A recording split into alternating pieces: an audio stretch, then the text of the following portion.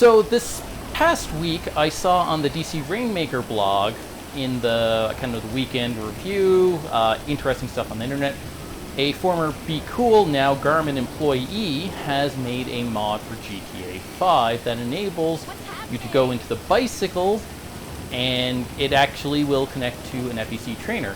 This is interesting from my perspective because I've talked about this to several people, more from the gaming industry than from the cycling industry, but none of them quite understood is that why don't we repurpose games for cycling activities? And I mean, a couple of the biggest ones that you should be able to do that is things like Pro Cycling Manager, and for Xbox I believe there was one where you actually just kind of set your wattage just by pressing A and B, so like up and down, and it was quite silly in my mind when you have the whole basis for, or like it was essentially a digital version of the Tour de France, I believe, or multiple of these multi-stage races, and they didn't connect them to a bike trainer. They did all of the engineering, they did all of the coding, all the graphics, and those were further ahead than Zwift. Zwift is kind of like the lowest common denominator for graphics. That's why it's very vaguely between kind of PS2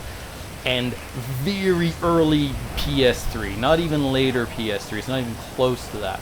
So what's really interesting that I found is last week, GTA 5 was completely free on the Epic Game Store. Controversy of the Epic Game Store aside, it means I have GTA 5.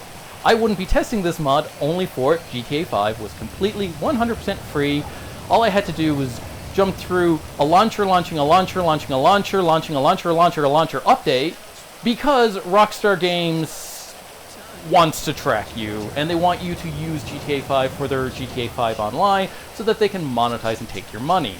I don't really care for online games, so who cares? So I actually had to go through 2 trainers to get this to work. The trainer that I currently had here was a Kurt Kinetic R1. I couldn't get it to connect. It was really annoying. I've been liking the little bit of wobble back and forth. So I've switched back to my original Tax Flux. It connects 0 problems. I don't know, I think it's because the Kurt Kinetic might be using an extended Ant-ID, and this doesn't accept that. And I've had problems with extended Ant-IDs before. So I've talked so long, it's actually turned to night in the game. But there's some really interesting points that we can take away from this, namely a game controller. But first, I'm going to move over to the computer. Let's do some quick setup. So basically, once the instructions are all online, but basically once this is installed, which is a bit of a hassle, but it's not that hard. It's essentially extracting 3 different things to the GTA 5 folder and copying a few JSON files to another folder. So you activate the mod. Mine's already active by going up, hitting activate mod. If I hit it again, it's just going to redo it. You want auto drive on. This is auto steering, and you can set different courses. So no course, Alamo Sea, Los Santos Hills, Tour Los Santos. So that's what I'm going to do, is I'm going to do the Tour of Los Santos. I believe, I could be wrong, but unlike Zwift, where you can set your trainer difficulty, I don't believe you can here. So 5% is going to feel like 5%, 10% is going to feel like 10%. Currently I'm grinding off of a wall there. So I'm puttering along here. Let's see what happens when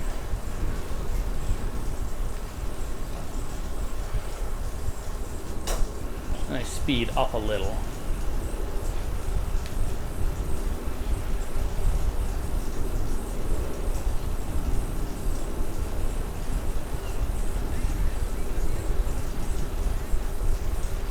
You can probably hear the Maelstrom fan controller, still running my Stanley blower fan.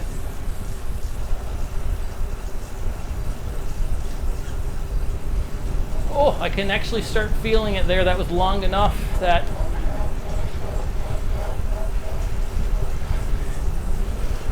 flattened out, yeah.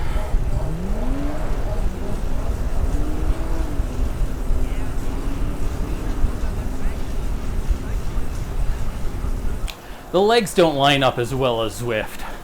I mean, graphics are tremendously better than Zwift, but that's what you get when you have hundreds of people working on a game with AAA budget, and the cycling hack is just rinky-dink. Zwift does not have as many people working on their whole software suite as one AAA game studio has.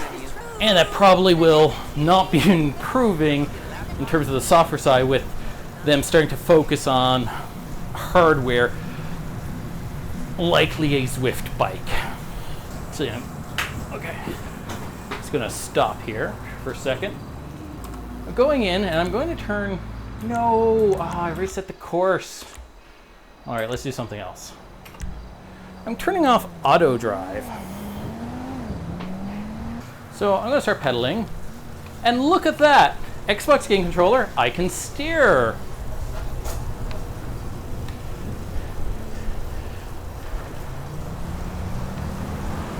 Now I think according to the game, I'm probably taking a shortcut. I'm probably supposed to stay over on the sidewalk or something.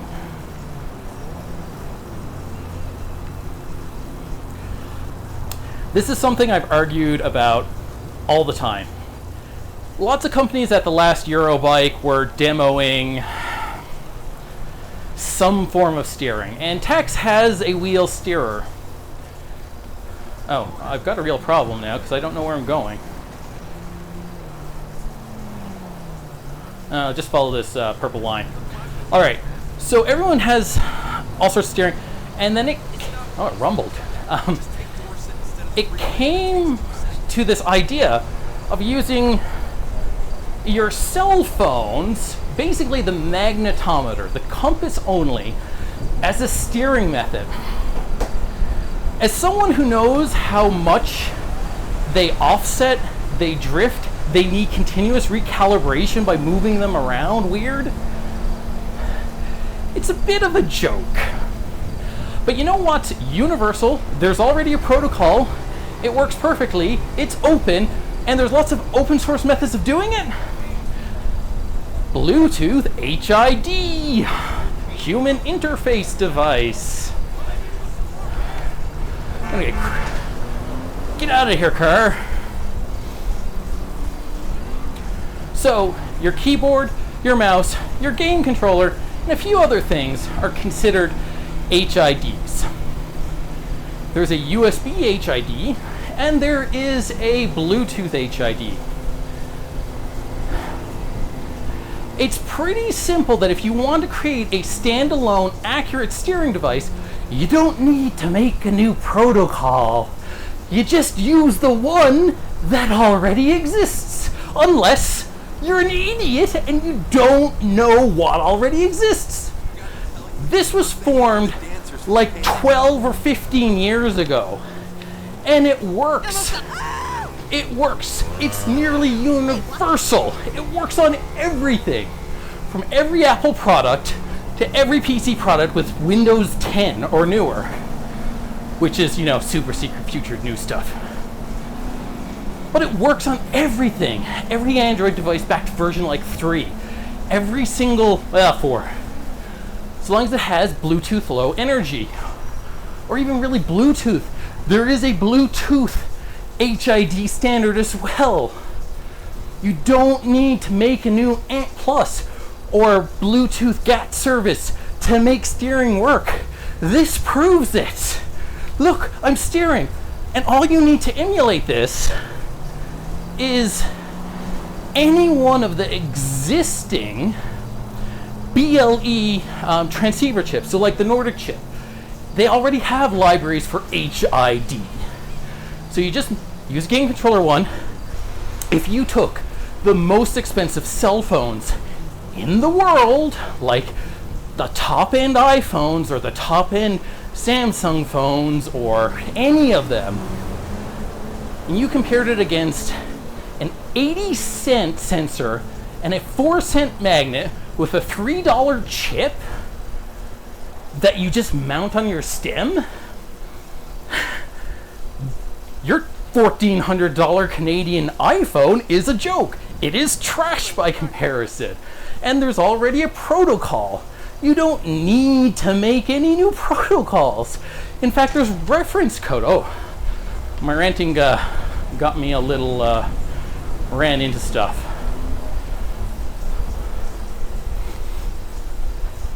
But yeah, look, I can steer, I can turn around. So in playing with this mod, I had a problem with one of my trainers not being able to connect. I thought there was other issues, but then I swapped my trainer to the Flux and it connected perfectly. So I'm just going to load up GTA here and we'll add it. I've unplugged the Flux and I've unplugged the other trainer. Actually, I've put it in a closet for now. I just don't have the room in my home office here. So what's really interesting is with Zwift, it operates in one of two modes. The first mode, for training, it operates in a wattage mode. It tells the trainer the target wattage only. So Zwift in simulation mode, you have to send a few parameters. It sends your weight, which has been a controversial topic already. But that tells the trainer how much force it really needs to calculate for a slope. You know, if you have a combined weight of you and your bike of 50 kilos versus 150 kilos, or an 80 kilo or 90 kilo, the simulation mode needs the information to know how much force is necessary to go up a hill. But there's other forces involved, and those are accounted for in the FEC profile.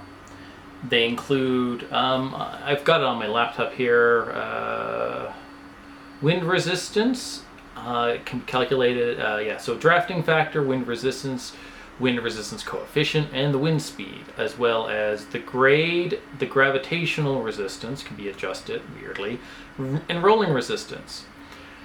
But with Zwift, you only get one of these parameters. You get slope. It doesn't use anything else. This GTA mod, it does. So, actually, I've got to fire up a screen cap on my laptop as well. So many things need screen capturing. So I've got the trainer turned off right now. I'm in the game. I can in the house. I can't do anything in the house. So now that I'm out, I can select weapons, I can do whatever.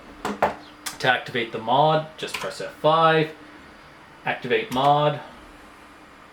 Oop, I'm now on a bike. But it should be looking for the trainer. So I'm gonna just turn this on and it's transmitting and I'm receiving acknowledgements from something. It's likely this. Oh. Okay, so I'm transmitting, so the fake trainer should be the real trainer. F5, enter, activate the mod. Got it. Now let's change course. Instantly jumped. And it says I'm doing 200, it says I'm doing 283 watts, but I also set the speed to 0. So if I set bike speed to, I don't know, let's just go with 20. It's just going to, whoop, he's instantly off for 20 kilometers an hour. Yeah, I think he's auto steering. That's great. But what's really interesting, slope is being transmitted, so there's gravitational resistance, but rolling resistance is also being sent and calculated. With the Zwift, you don't get that. You don't get rolling resistance. The wind resistance in newtons is also changing based on a coefficient. So the coefficient is being set, but then the wind speed, like there it's saying -1, -2. So I've got a negative window. I've got a wind pushing me. And it's slowly ramping up. And now it's going down again. And I'm going to actually stop for a second.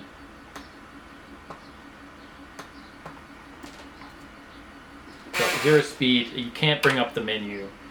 Otherwise, I'm going to turn off auto drive. And now I'm going to set myself to say 30 kilometers an hour. You got a tab to generate the speed. So 30 kilometers an hour, it's set on screen, great. But now I have steering. And if we go back down to the wind speed is 3 kilometers an hour. All right.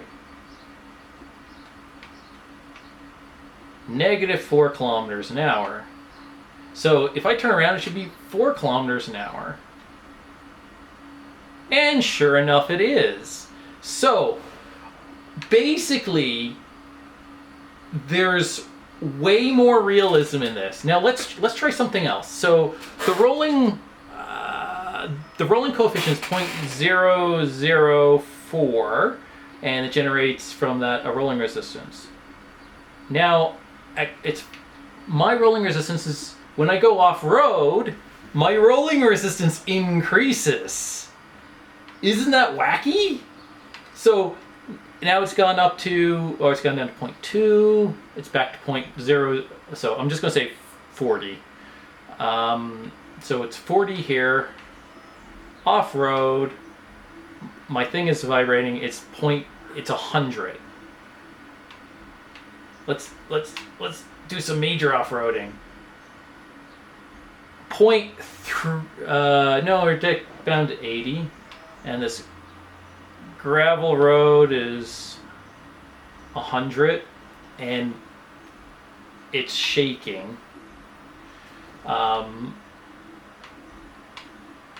So yeah, this has more realism. So like, let's compare with Zwift. I'm just going to shut this all off. Okay, so I'm just loading up Zwift here now. And we're going to connect it to this trainer. This trainer over here is device number 55. So there's no other trainers live in my whole apartment. So we just gotta wait for Zwift to start up, which starts up slower than GTA 5 apparently. So I'm gonna have to search FEC 55, yeah. Power source, FEC 55, search, why not? Well, let's get the cadence out of that too. All right, great. Training, yeah, we just want to just ride. So I really don't care any of this. I'm just going to set it to 200, leave it at the 283 watts, the 30 kilometers an hour for bike speed. It's going to spew a bunch of stuff. And it's surprisingly, oh, now we're getting some, yeah, we're getting some acknowledgements back. So actually, I'm turning off the trainer because I have to reinitialize it because all the old data is still here. So if we just add a new one, okay, great. Extended channel parameters, or regular channel parameters, putting in 55 because, you know, that's what it was. Broadcasting.